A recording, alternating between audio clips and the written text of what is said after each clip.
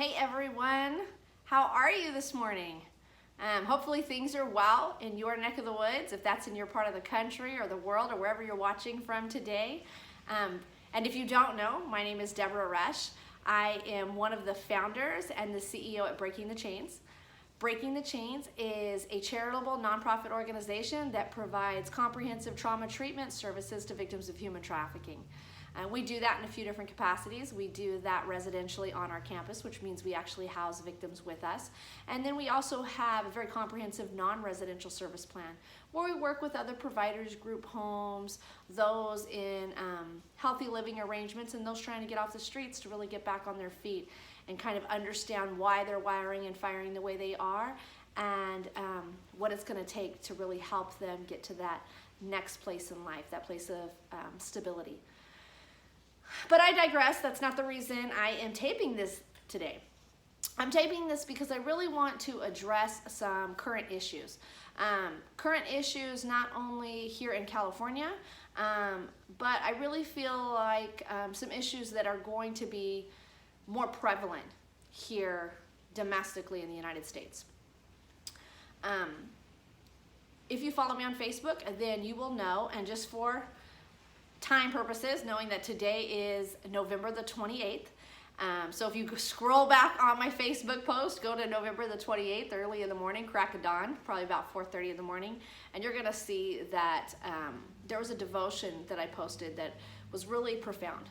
And it's really profound because it is a reflection of where I'm at today in this moment and what I want to talk to you about. And that is the human trafficking movement currently here nationally, and my heart personally. So here's my disclaimer. Some of the things that I want to talk about are from my heart. So in no way, shape, form, or fashion do they necessarily reflect anybody else in this fight, anybody else in trafficking, period. This is just me. And when I say just me, I want to also disclose, for those of you who don't know, I'm not only one of the founders and national abolitionists, I am a survivor of human trafficking. And for the purpose of what I want to talk about, I'm also going to disclose that I'm not just a survivor, I'm a second-generation survivor. What that means is that I was quite frankly born into human trafficking. Not only was I trafficked here domestically, but so was my mother, a few of my aunts, a cousin, and actually I still have two cousins still trapped in that lifestyle. So here in my area, here in Central California, it's huge. It's huge in my own personal life, not to mention just huge in our area. So I have a very unique perspective. Does that mean that my perspective is correct? No, not at all, but it's my perspective. And that's exactly what we're going to talk about. So just to jump right into it, perspective is something that is unique to an individual based on their positioning, experiences, and vision. We do an exercise here at Breaking the Chains that is, I think, incredibly eye-opening. And what we do is we have some of our clients step back, and from a virtual view, they look into a home. And as they look into that home, they're looking in from different perspectives. They're looking in from maybe a backyard window into what could be the view of a bathroom, hallway, and a glimpse of a front room. Some of them will look in directly from the front yard, and they'll see, the full vision of the front room. They'll get a portion of the hallway and maybe none of the bathroom. There's then others who will be looking in from a kitchen window. And so, just to kind of give you an example, so I'm not going to go into all the details, is each one of these individuals, as they're looking in, once they see that, they are asked to write down a description of what their perception is, what their perception of the home is, what they feel the layout of the home is, what they feel the decor, the atmosphere, a lot of various factors. And what's really funny is whenever you do this activity, and you can do this in a lot of different ways. You can do it kind of similar to the telephone game. Some of us older people, well, I don't even know if I'm older. I need to stop owning that, right? I'm not, right? I'm in the prime of my life. Some of us, late 30s, early 40s, the telephone game, right? Perception changes, and based on what you hear, what you see in your positioning is kind of what you get. So we see a unique perspective of this house, and it's not until we all put together our perspectives or what we're seeing? Do we actually get the true landscape of the home that we're looking into? I tell you that because perception is always based on someone's positioning. And recently, I have to very much disclose that I found myself in a place of speaking out of my own perspective and position. And I think we can all get caught up in that. I will be the first to say, and again, I echo this a lot around our campus, that I am big enough to not only to admit a mistake if it happens, but to also recalculate. I try and keep myself in a place where I'm constantly learning and constantly absorbing from the atmosphere and the people around me. I constantly want to keep myself in a council of advisors who can help guide me. And one of the reasons is because I'm also a trauma expert and a brain fanatic. And so, again, kind of why we do what we do here, I love the way the brain works. I love the way it wires and fires. I've always had a strong need to understand why the things that happened to me happened. Why did I continue to make the decisions that I continued to make? Why did my mother end up in the situation that she did? One of the most intelligent women that I have hands down ever met in my life. How did she end up in such an incredibly depraved situation? I think something that we ask ourselves a lot. And so it led me down this journey, and perception has been a huge part of that journey. So with that, there are a lot of different views in human trafficking. I found out early on. I kind of came onto the scene, and I don't even know what that means. I've heard that said, you come onto the scene. So I guess for me, I entered into this field publicly, because technically I came onto the scene of human trafficking 39 years ago, but that's just a little morbid human trafficking humor.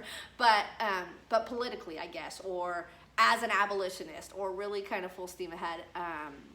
5 years ago, whenever we opened, or you know what, I'd even like to say maybe 7 years ago, because Breaking the Chains was about 2 years in developmental stages and just like a lot of research and doing some lightweight speaking engagements and things like that before we actually launched into a 501c3 in 2014. Also, just another disclaimer, if you haven't seen my face before, it's because all of us are called to different positions in this fight. I am not necessarily a national speaker, and that's okay. That's just not where I am. I'm called Born Boots on the Ground. So as I told you, we have a very large campus, and I say a campus, we have over 54,000 square feet, a few acres, a home, a trauma treatment center, a drop-in center that's getting ready to open up, and we also work on a task force. So there's just a lot going on right here. It doesn't leave for a lot of time for me to run around the country. So that's just my story. But with that is, it gives me a unique perspective. And so when I first began this fight, I'm embarrassed to say now, 5 years later, but I had tunnel vision. I think I seen my story as everybody else's story. And as crazy as that sounds to me right now, I did. I had a very narrow vision of human trafficking. So for me,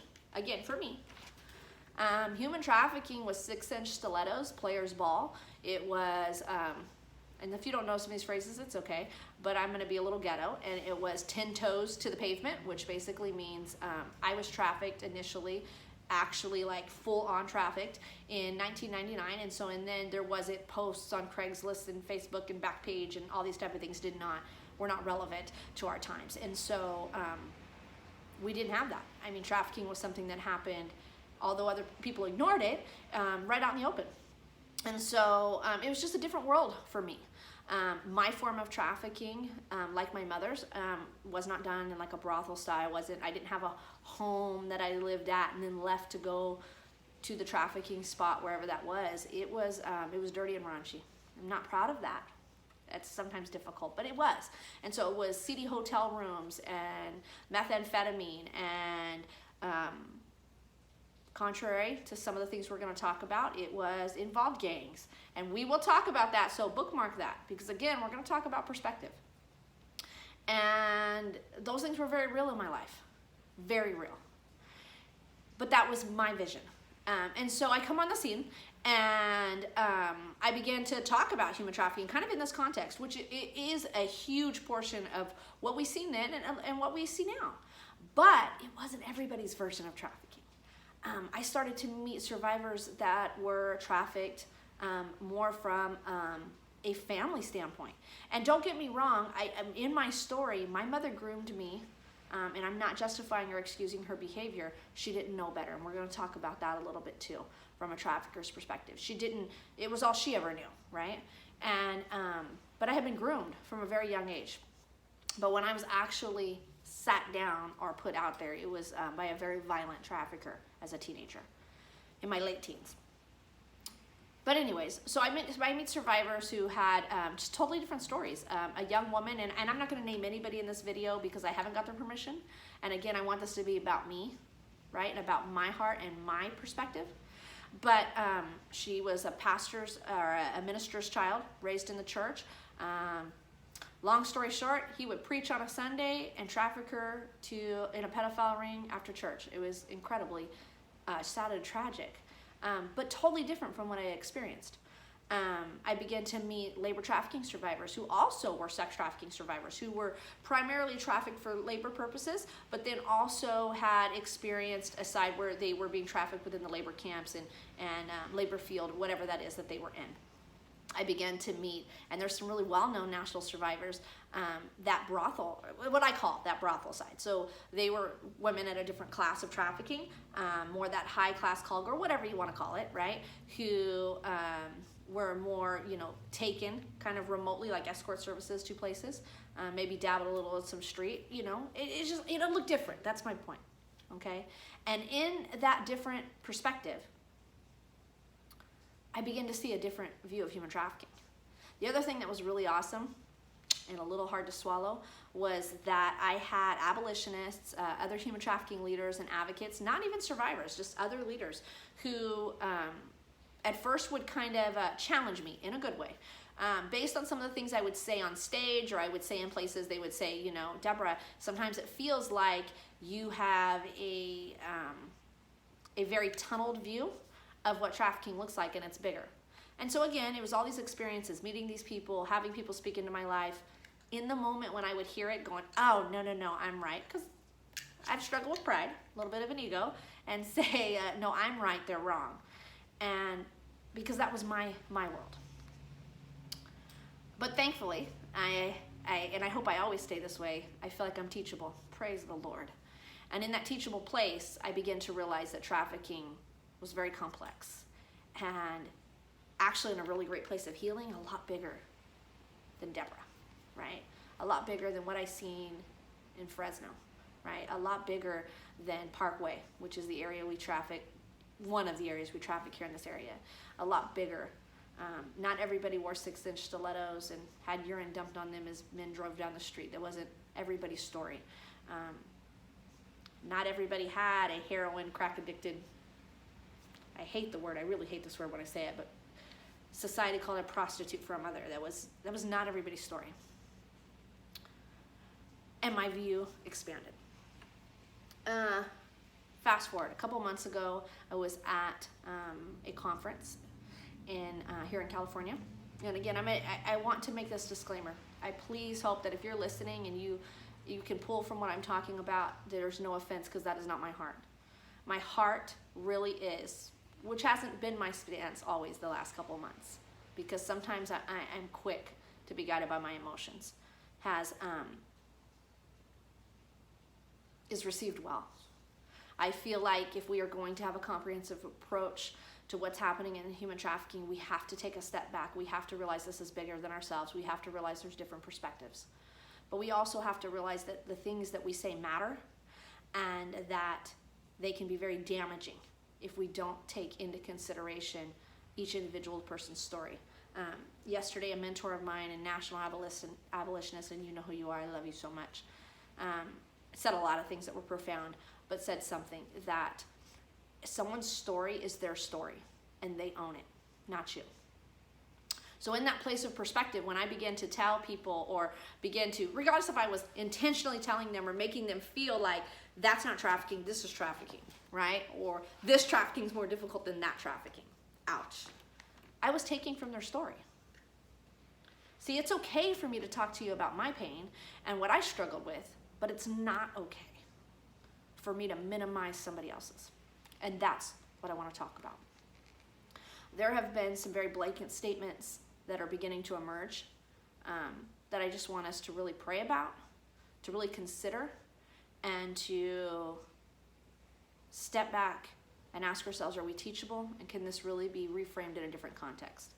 So to be bold, and I'm really happy about this, and bear with me when I say this, there are traffickers, just like John's, but let's specifically talk about that, ex-traffickers, hallelujah, that have come out, and they have a voice, and they want to speak out, and they want to their perspective to be known and to be made seen, and for people to have an understanding of what it looks like from that window, right? What we're talking about in the beginning. And I think that's important. I really do. I really do. And here's one of the things I want to say again, and I definitely leave this unnamed, but I have a very close relationship with a couple ex-traffickers from my area. One in particular has been a big part of my life for a long time. And I noticed that some of the things he said to me over the last few years, we talk very regularly. Again, he's just an amazing person in my life, although in that life we weren't very healthy for each other. That can seem similar to what I'm hearing. And it was last night, and I was really frustrated with some of the things that are hearing and that are going on, and I can also see probably a little bit triggered, a little hurt, and going, this is crazy. How can someone be allowed to say the things that they're saying? How can they say the things that they're saying? And perception, right? I'm hearing things from the perception of a pimp. And of course those things are going to be triggering. And so I have to step back. And because I began to look at this through the eyes of somebody I care about, right? The ex-pimp I was telling you about, somebody that I do value, and go, okay, I can understand that perspective. So my disclaimer is this, is to know that I am speaking from that place. But to those in that movement, right? To those who may hear some of this from this particular movement, I want you to really understand the power in the words that you speak. Some blatant statements have been made, such as that there's a blanket over human trafficking, or we are 80% wrong, maybe only see 20% of the picture. Victims who claim they're victims are not victims. One that was, again, for me, very upsetting and hurtful was that gangs don't traffic girls. I'm sorry. That was very hard for me. It was very hard for me because, believe it or not, law enforcement documentation, one of our top detectives is not only one of my closest friends, but he was the rookie cop that rescued me. And the law enforcement that was involved in my life in 1999 can attest to the fact that I was trafficked very violently by a gang member who went to prison on a drug charge, got out 8 years later, was very active, a part of his gang, very active, one of the most violent gangs here in our area, and then decided that pimping was easier. Yes, he stepped outside of the drug game, but he never put his colors down. And the violence that was inflicted upon me, because this was not my boyfriend, it was not a coercion, it was not somebody that wooed me for months and that I loved to lay next to, it was very much what we consider a guerrilla situation. And this is a small story of my trafficking. I want you to understand that for me, I have been involved in this life, like I had said, on and off for my entire life. This all happened because of a drug debt and a drug habit that my mother had accrued. And all these things and factors, and I don't want to make this about my story, so I'm only touching down very briefly, came to pass, and that was my story, right? 10 months later, I would be rescued, thanks to, again, that's the same law enforcement, that rookie cop. I'd be relocated. I'd spend 2 years trying to rebuild my life. Obviously had complex compound PTSD. Again, a big reason behind what we do here and why. And my life fell apart. I got addicted to meth, ended up back in Fresno once he was no longer a factor and no longer a threat to me, the gang and that situation, and came back and Spent 6 years renegading or running beside the other ex-pimp who's now a good friend of mine and out of that life, and just doing a bunch of just really felonious and what would have been perceived as a willing trafficked victim. I was lost. My identity was shattered. I clung to the only sense of normalcy that I had. But again, locally, and I kind of hovered there, again, because I'm making this about me. Perspective is huge. We have a responsibility and an obligation when you stand in front of people and you begin to consider yourself a teacher, or you're beginning to influence people in this movement. We have to understand that the information we give has to be accurate. Again, I will own this. In the beginning, I had these same abolitionists, not only talking about my perspective, but I was real quick to throw numbers out. I would throw 80% of this and 90% of that and 10% of this, and I try to not do that at all anymore. As a matter of fact, if you ask me, I'll be like, call my friends over at EOC, which is our local organization we partner with here. A federally funded organization. They're awesome with numbers and being spot on with statistics. Because these same people who I value in my life had said, hey, you can't give numbers that are incorrect. Right? Again, broaden your perspective.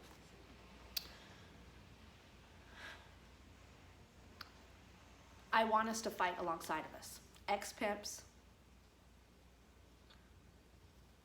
ex-Johns, people trapped in pornography, all these different places that we come from. Because the human trafficking, the sexual exploitation movement, this as a whole, it requires all of us to come to the table. It requires us all, like that model that I told you about in the beginning of my class, to come to the table, to show our unique perspective so we can see the full picture. That is huge. But right now, not to get too preachy, the enemy wants to conquer and divide. He wants us to begin to point fingers at the other person and say, you're wrong. He wants us to knock people out of the game because he doesn't want us to see the whole picture. There's things and there's language, and I think these are conversations we need to have one-on-one, in forums. We need to talk about this as leaders, not in public discussions with individuals who have not been trained or who are trying from the most basic foundation to learn about human trafficking, but to really understand that language. I was hearing in some of the speeches, prostitute used over and over again. You don't understand these prostitutes and these things, right? I get that from a trafficker's perspective, but from somebody who was trafficked and raised in that, that's hurtful. That's hard to hear. Again, the comments that all victims that claim they're victims are not victims, that's a pretty bold statement. That's a minimization of somebody else's pain and hurt. It is so difficult, and I can tell you working in a trauma treatment, and this is where my heart is burdened. When a young child or a woman walks into my program looking for help, one of the first barriers we have to overcome is the blame and shame that they hold. The broken identity and the false belief system that has been built around them. It is very difficult if even one person questions the validity of who they are.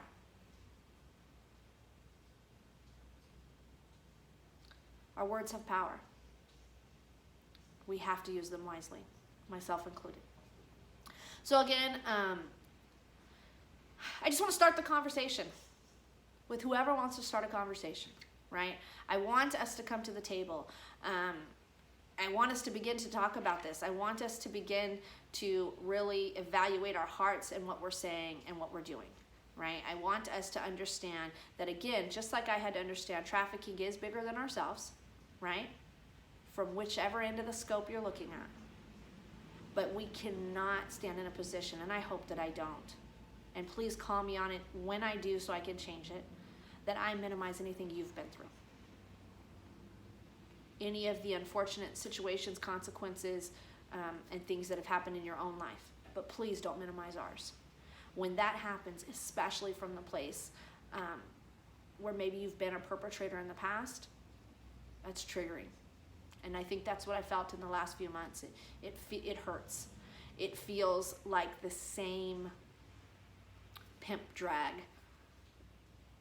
that we've been told forever.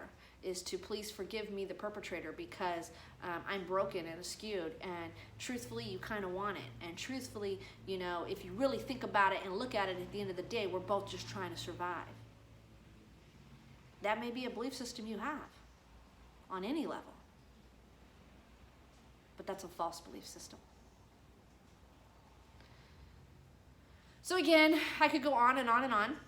I'm going to go ahead and post this, and I'm going to share this link, and I'm going to continue this conversation, and I'm going to welcome feedback. Again, if you've seen my Facebook post this morning, you're going to understand that this was not easy for me. I had a lot of fears. I didn't want fears of retribution. I hate to see the posts where people are arguing with each other, and I don't want to be attacked, and I don't want anybody else to be attacked. But I know that we have to have this conversation. So this may have been a little unorthodox. I apologize ahead of time. I can be a little unorthodox. But I love you all. I love this movement. I love this movement. And we need to stand together. We need to come to the table. We need to be teachable. And we need to be ready to fight shoulder to shoulder. So again, I thank you so much. And together we are breaking the chains. Talk to you guys all again real soon.